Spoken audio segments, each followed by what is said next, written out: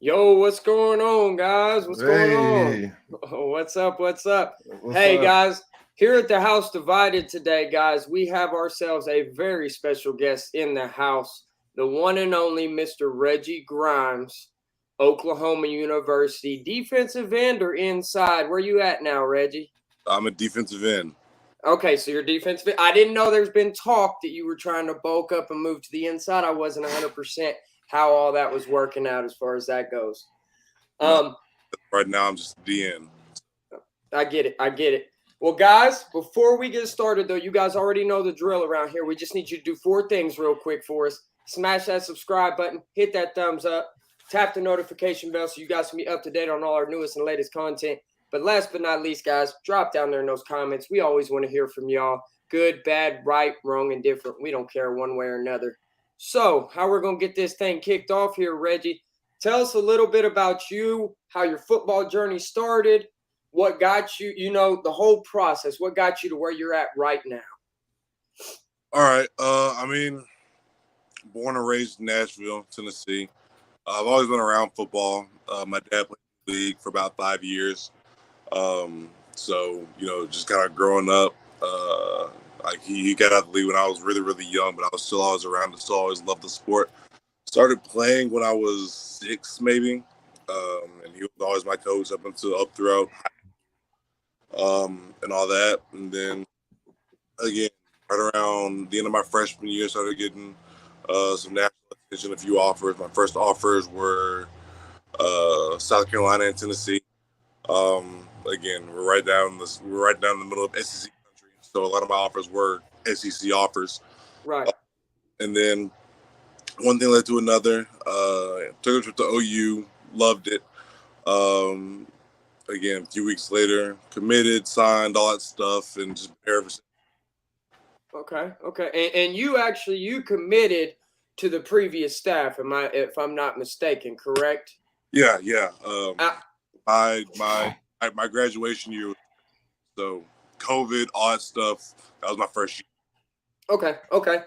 I couldn't remember exactly. I keep up with OU football, man. I'm absolute diehard over here. This guy to the over here, he's an OSU alumni though, so I don't never give him no disrespect. He played with the boys, everything else. But he does know that Oklahoma State. Now Justin Harrington got on here, so I want to ask you something about this. The Oklahoma State OU rivalry. Is that a rivalry in y'all's eyes, or do you guys kind of see them as the little bro? Because Justin said they're little bro. So I have to know this. I say that one, we don't take any of the games we play for granted. You know what I mean? Right. Always those that regardless if they're in the Big 12 or the AAC or wherever they're from. I respect them. Right. But what I will say is I've beaten Oklahoma State twice. So in my 3 years going on 4 years here. So, right. It is what it is. It is what it is. I hear you there. Let's talk. Can we? I got a Go question. ahead. Go, Corey. Go. Going back to Bedlam. Obviously, the 2021 Bedlam game in Stillwater. One of those classic Stillwater Bedlam games. You guys lose at the very end, and then Lincoln Riley the next day leaves. How did that impact you guys as a squad? We all shocked by it. Really just want to get your thoughts on how that whole thing went down, and how did you feel after that? Yeah, it was definitely a gut punch. Just because we lost Bedlam for the first time in like 6 years. We weren't playing. We were knocked out of Big 12 competition, so we weren't playing for the Big 12 championship. So we were kind of an aimless program at that point. So then we come in the next day. We have a meeting. We see all the news. Coach Riley's leaving, all that stuff. So now we really don't have a direction to go. Okay, because number one, no one else in that locker room had experience not playing in the Big 12 game at that point. That was just more or less the standard right there. So there was that, and then after that, there was the whole we don't have a head coach now. Okay, so we were pretty aimless for about a week or so until they announced Coach Venables. But yeah, no, it was shocking. It hurt. We were all confused. We just really didn't know what to do. Okay. What what was that like? Kind of piggybacking off of that question, what was that like? Because I heard, Lincoln Riley came in there and he kind of just addressed you guys real quick, and then it was kind of just off to the door he went. Yeah. What was that like? Was it just It was shocked because when it was announced, they hadn't told us yet. Okay, we're all in the team meeting room waiting for something, like waiting to figure out, what we're about to do this week, because we're all used to, prepping for the Big 12 game. right? So see what this week looks like as far as the schedule wise, and then it was kind of like everyone's ESPN notification went off at the exact same time. We looked down and we saw it, and then they kind of rushed in the room. He addressed us for maybe 5-6 minutes, and then he was out, and that's the last we saw of him. So, did it feel genuine the way he was talking to y'all? Did it really? Did y'all care? Was guys crying? Was the tension in the room thick? Like, what did that 5-6 minutes feel like? yeah, no, you could definitely probably cut the tension in the room with a knife, is what I'd say, because we're all like, you know what I mean. We had just we playing for you, you know what I mean. Like, you're our leader, all that stuff, and we break it down on family every day, and families fight this, that, and the third, but we all just felt like it could have and should have been handled a lot better, because we weren't necessarily mad that he was leaving. Right. Mad like how it was handled that he was leaving. I agree with that. It was kind of one of those things, because he had that press conference and that reporter asked him, "Are you taking the LSU job?" And he said, "I'm not going to be the next coach at LSU." So as a fan, I was like, okay, he's coming back. We're good. We can stop all this head coaching talk. And then the next morning, boom, news broke. He's going to USC, everything else.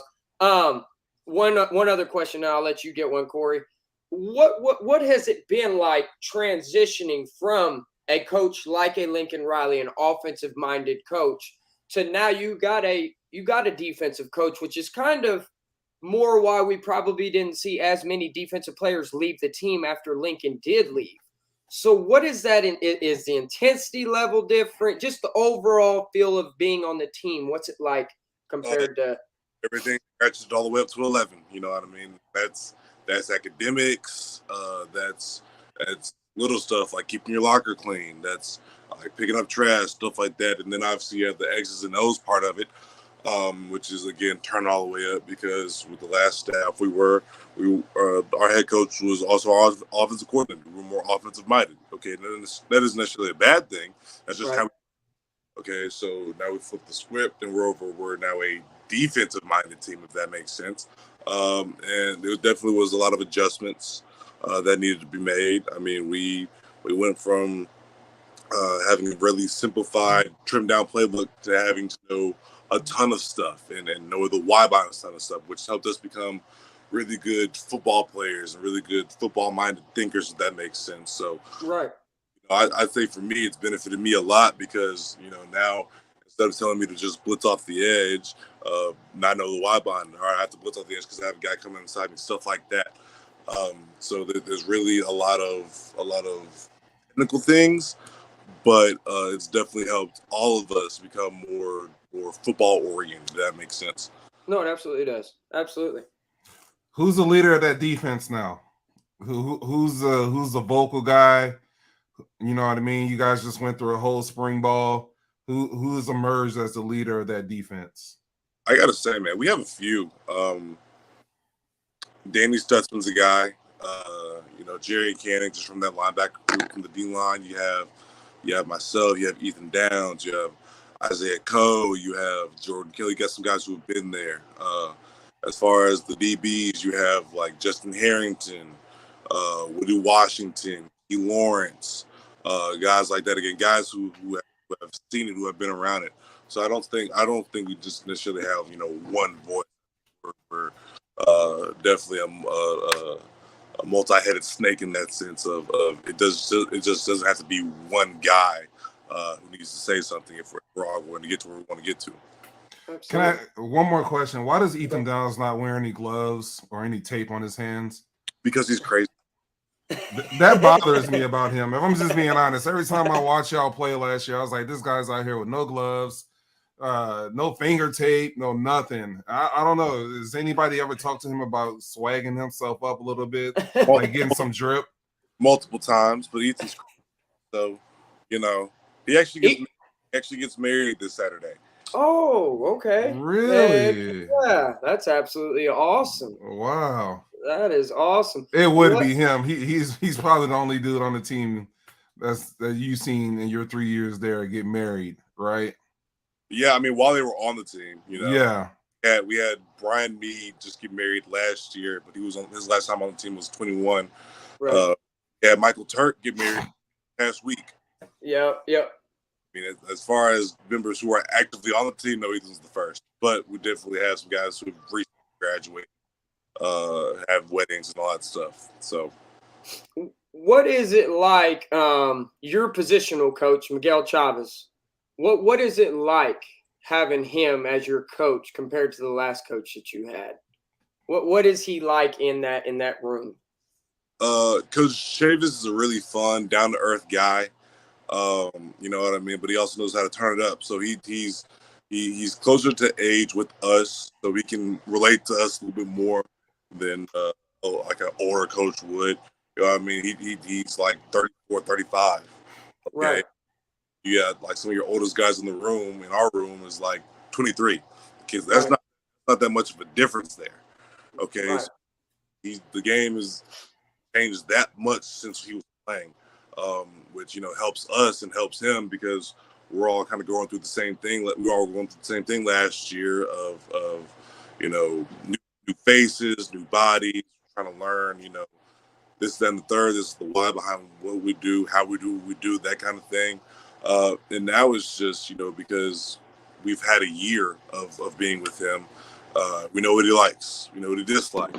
He knows all of us individually. He knows our strengths, our weaknesses, and what he's kind of harped on is allowing us to become closer outside of football. So we know those things about ourselves as a group, as opposed to once practice ends, we get extra work in. We don't see each other until the next practice. We actively all hang out, and we know we can go to each other about anything. So I say that's probably the main difference Okay. between this coach and the last coach. Okay. You got anything for it? How crazy is your strength coach now compared to the one you had when Lincoln was there? He's crazy. What's a typical day like with him compared to the last regime? What's changed in the weight room, in the conditioning sessions? What's the difference? I'd say now, we more work that's applicable to our position, if that makes sense. So, yeah, we've always lifted fast or lifted hard, run fast, all that stuff. But now it's more okay. Again, there's a why behind what we do, how we do. All right, like today we just like squat maxed, okay, and had like some small skill work, some speed stuff, whatever. Cool. Tomorrow we're gonna do our body, and then we'll be conditioning. So it's just stuff like that, really, that kind of again lets you know. But a typical day in life, you get in there. You got to be 10 minutes early, so you get in there. Um, we'll break it down. We'll charge into the weight room, get weighed in. Warm up. The warm up is always going to be dynamic. You're always going to get a nice, good sweat flowing through your warm up. You'll go, you'll lift, and again, you'll be able to hear them all throughout the weight room. Encouraging guys, stuff like that. And then we'll go out, we'll run, and the running is usually just a gut check. You know what I mean? Because they wouldn't give us something to do that we couldn't do. All right, so the running is usually a gut check. Is, are you a man or not? We'll get through that, and then we'll break it down. We'll get some extra work in, and then see you tomorrow. So, Okay. I wanna know whenever every player or most players, you have like that list at the beginning of the season, something that you write down like your goals, your aspirations on what you want to do to help the team. What are some of those things on your list? What do you got to check off this year for Reggie Grimes to have a successful season? to have a successful season again. Um, so just kind of how we get to our goal. I know that I need to watch more film. I need to get a little bit more flexible. I need stop thinking so much. If that makes and then in order to achieve my goals, what needs to happen is, or goals are, 10 sacks, a Big 12 championship, and again, just proving to everybody before we leave the conference, we're the best team. I think it's the main thing. We let a lot of teams off the hook last year, and a lot of it was us not playing good as opposed to other teams beating us. It was a lot of us beating ourselves, which it is what it is. We're gonna have to take those lumps. But now that we know that we know how to play to win as opposed to not lose. If that makes sense. Right. Man, I absolutely love how I asked you what you had, and you did everything. You didn't say anything about yourself. It's all about the team. It's all about the team. Not one individual in the sport of football can win a game. It's a collective unit. I love how you answered that question. Another thing that I am interested on, of course, the newcomers, some of the freshmen, some of the transfer players. Who's a couple of names to where you're like, hey, this guy right here, he's going to be a guy? Who are some of those names? Let's see. You got just on defense. You got Rondell Bothroyd. That kid's a player. He's came in and kind of taught us. He's taught us a lot. Him, an older guy. So we have him. He's definitely going to. We have PJ. He's in our room.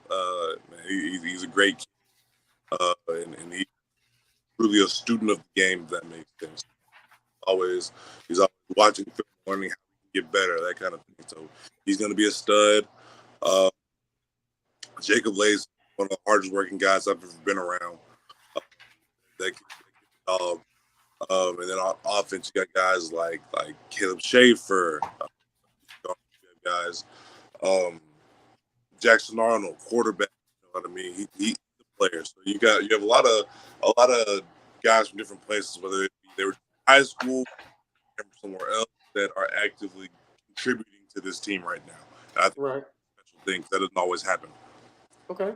Jackson Arnold or Dylan Gabriel? That's our quarterback is DG. Huh? Right. My quarterback is DG. Okay. Right. All right.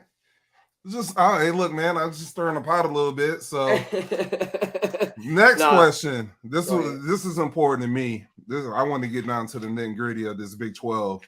All right. I'm looking at the rankings right now, the preseason rankings, Reggie. Texas is number 1 in the Big 12. K-State's number 2, the defending champions. TCU is number 3. They got you guys ranked number 4. Texas Tech is number 5, and Baylor is number 6. You guys are 4th out of the top 6 teams, and you've lost last year to every single one of those teams. Am I mistaken? You're not. Y'all lost that. So right now, the preseason rankings, the top 6, you lost 5 out of those 6, and you're the 6. You're 4 out of 6 right now. So number 1, obviously, your goal is to play in the Big 12 championship. Right. Who do you want to see there? I know you want to avenge all of those losses. I understand that, and you're probably going to have to get to the Big 12 championship. But who do you want to see on the other side in the Big 12 championship game if y'all make it? Man, that's a tough one, just because everyone's so close, and we just lost to almost everyone. So honestly, it don't matter. You know what I mean? Because they want to see us, and they'll probably have to see us twice. With that being said, if we do play regular season, because this schedule's kind of wonky, you don't really play everybody. It's a lot of what it is. We got new guys coming in. But yeah, no, we'll line everybody. We're up. So it's what I want to see is I want to see us. Which one of those? Put them horns down. I was just about to ask, which one of those losses hurt the most last year? Probably Tech. That was a stinger. Or Texas. You know what I mean? And we didn't win a game in Texas last year. Okay. Just thinking about it. So honestly, any of the Texas teams, we want to run it back again. Right.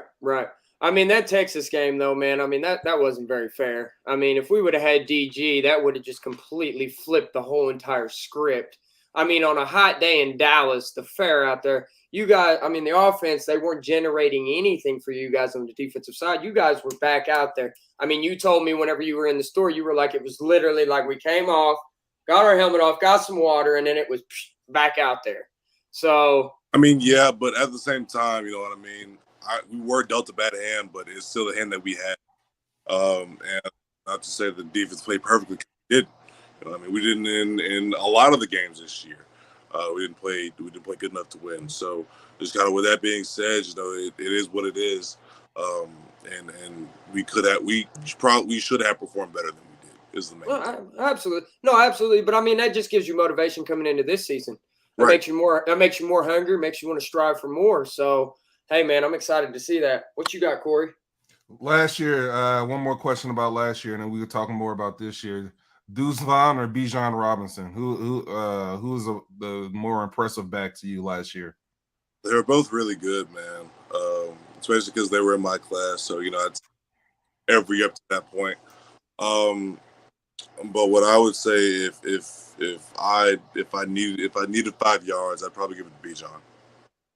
That's Okay. just Okay. Okay. Well, Reggie Pearson was on a show last night, that y'all's new safety that transferred from Tech. He was actually saying that Bijan wasn't even the best player on, or the best running back on his team.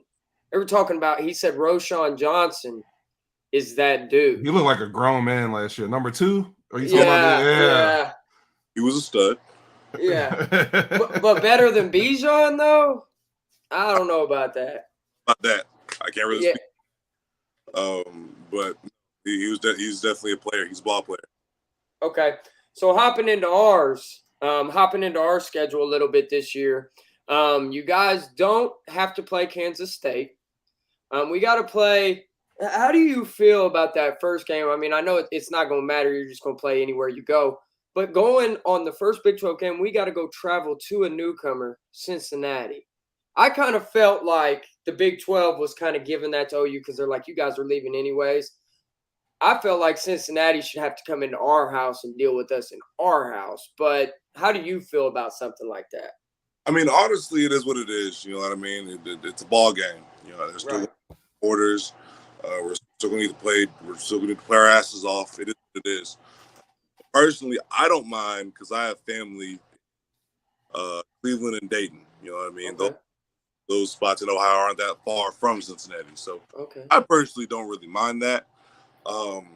Just because you know I kind of have a familiarity with the area, and I have a few people I know who play on that Cincinnati team. So I don't necessarily mind going up there, but I could see how for another person, for somebody else, it could be taken as like disrespect, that kind of thing. Whereas personally, I love playing home games. I love playing away games too. It's all ball. So What's the best environment you've played in, minus playing at Oklahoma University? On an away environment, what is the most intense environment you've played in at your time at OU? that's a tough one. Playing in Nebraska last year was fun. That was super cool to experience. Bedlam's always going to be fun just because of the nature of the game. Let's see, playing at TCU, they're always over there. Same with Texas Tech. So I'd honestly put probably those schools a bit higher than the rest, if that makes sense. No, it absolutely does.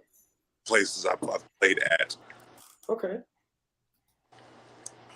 You got anything, Corey? You know what? This is kind of, I've been wanting to know this. If you stay for your senior year, what are you looking towards in the SEC schedule? Leaving the Big 12 and going to the SEC. What it, as a personal? This is his senior year. Oh, you're done. He's going. I thought he had a COVID year. I have a COVID year. Okay. So you have the option of coming back next year if you want. Yeah. Okay. My mistake. So if you stick around, what excites you about the SEC?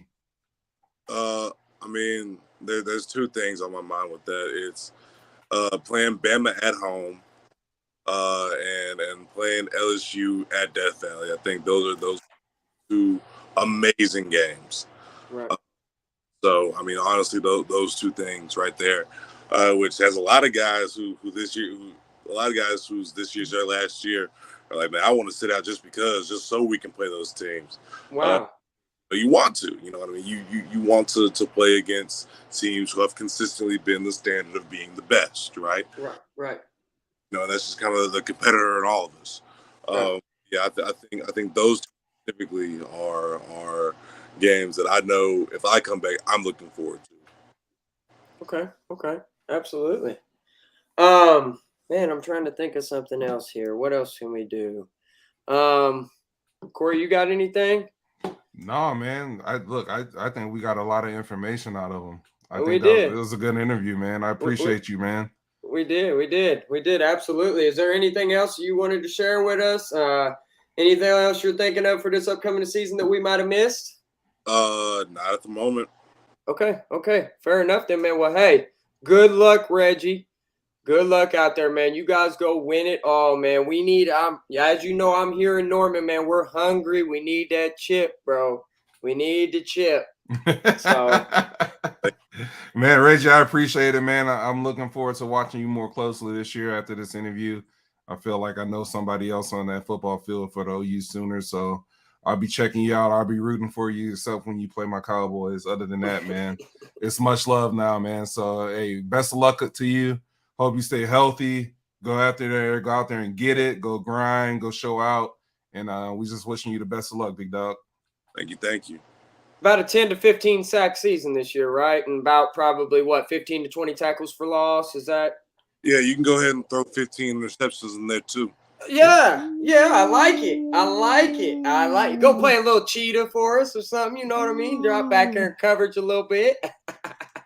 Okay. Heck yeah, man. Well, like shoot, it. guys. Hey, guys, for those that tuned in, those that are going to watch this show, guys, this was a special interview that we got to do today with my guy, Reggie. Very nice of him to actually come on here with us on our show. As always, guys, you guys already know what time it is here at the House Divided. If you've sat through this whole interview and you have not subscribed to our channel, shame on you. Drop down there. It's real easy. Tap to subscribe. Always notify. Give us a thumbs up. And always drop down there in those comments. Ask us some questions. Talk to us. We want to hear from y'all. So as always, Reggie, again, thank you. Corey, sign on into this thing. We're going to sign on out. Peace.